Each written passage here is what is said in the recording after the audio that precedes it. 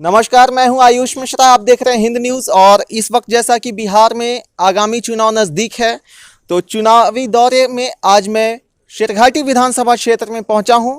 और आज हमारे साथ मौजूद हैं अपने आप को निर्दलीय से उम्मीदवार प्रवीण कुमार जी। बहुत बहुत स्वागत है सर आपका। नमस्कार, धन्यवाद। प्रवीण जी, आप मुझे ये बताइए कि चूँकि आप, जहाँ तक मैंने सुना है कि आप पहले से समाज सेवा करते थे, तो अचानक समाज सेवा करते हुए राजनीति में आने का मन कैसे हुआ? मैं लगभग 18 वर्षों से राष्ट्रीय स्वयंसेवक संघ के विचार को लेकर गांव-गांव गया हूं। जी।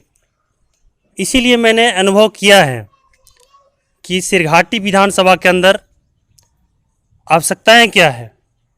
यहाँ जो सबसे नीचे स्तर पर खड़े जो गरीब परिवार हैं, उनकी आवश्यकताएं क्या है, उनकी इच्छाएं क्या है। इसीलिए मैंने 18 वर्षों से अनुभव किया है कि कोई भी दल, कोई भी नेता उनकी इच्छाओं के अनुरूप, उनकी आवश्यकताओं के अनुरूप पूरा नहीं कर पा रहे हैं। इसलिए मैंने सोचा कि मैं एक बार निर्दलीय प्रत्याशी के रूप में जीत कर जाऊं और एक एक गरीब परिवार की इच्छाएं, आवश्यकताओं को पूरा करने का प्रयास। अच्छा सर, आप किसी पार्टी से भी चुनाव लड़ सकते थे, लेकिन आपने निर्दलीय से ही लड़ने का फैसला क्यों किया? इसलिए कि आजकल की जो भी पार्टियां हैं, उनको चाहिए पैसे।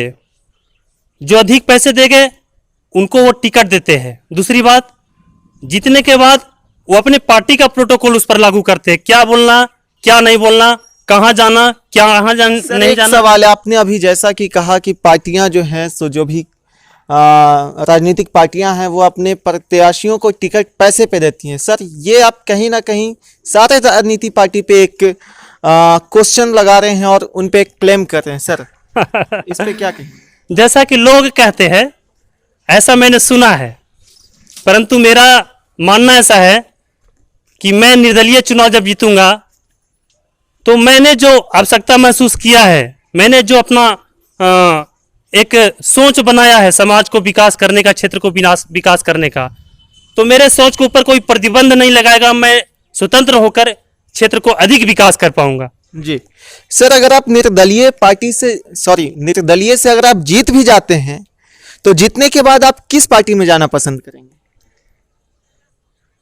जो हिंदुत्व के अनुसार इस क्षेत्र के सर्वांगीण विकास का काम करे, मैं उनके साथ जाऊंगा। सर, आप इसमें सीधा सीधा ये कहना चाह रहे हैं कि जो हिंदुओं का सपोर्ट करे, तो सर देश में सारे जो भी समुदाय हैं, जो भी धर्म है, वो सारा सर इक्वल है। तो सर आप सिर्फ हिंदुओं के बारे में ऐसा क्यों कह रहे हैं, और क्या लगता है कि सिर्फ हिंदुओं के कहने से आप जीत जाएंगे?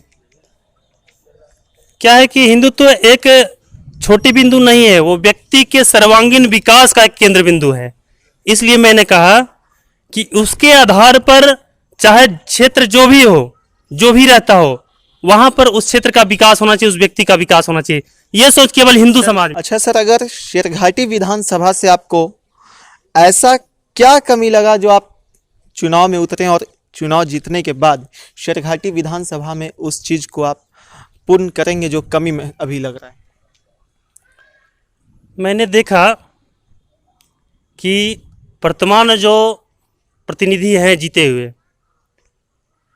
वो बड़ी बड़ी बातें कर रहे हैं, परंतु मैं क्षेत्र में घूमता हूँ, प्रत्येक गांव में मैं जाता हूँ, मैं वहाँ के नली गली, वहाँ के स्वास्थ्य संबंधी सुविधाएं, उनके और जो भी सुविधाएं मिल रही हैं, सब से मैं अवगत हूँ। इसलिए मैंने देखा है कि बहुत सारी कमियां हैं। इसी कारण मैंने कहा कि मैं केवल लोगों को ठगने का काम नहीं, मेरा काम है एक एक नीचे रह रहे व्यक्ति को वो लाभ मिला कि नहीं, वहां तक जाना।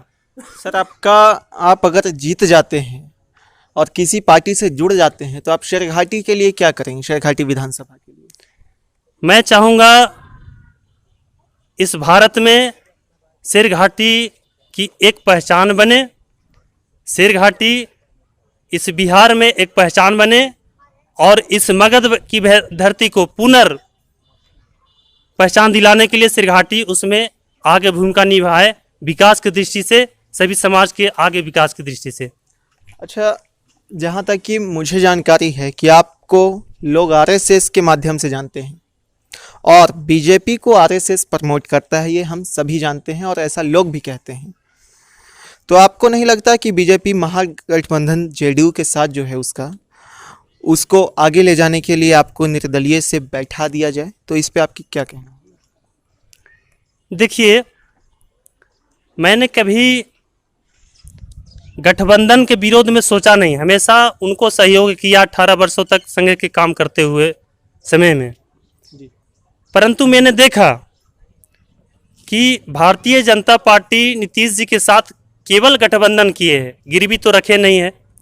इसलिए इस स्थान पर भारतीय जनता पार्टी के विचारों के अनुरूप भी काम होने चाहिए थे, जो नहीं हो रहे वर्तमान में, बहुत दिनों से मैं देख रहा हूँ।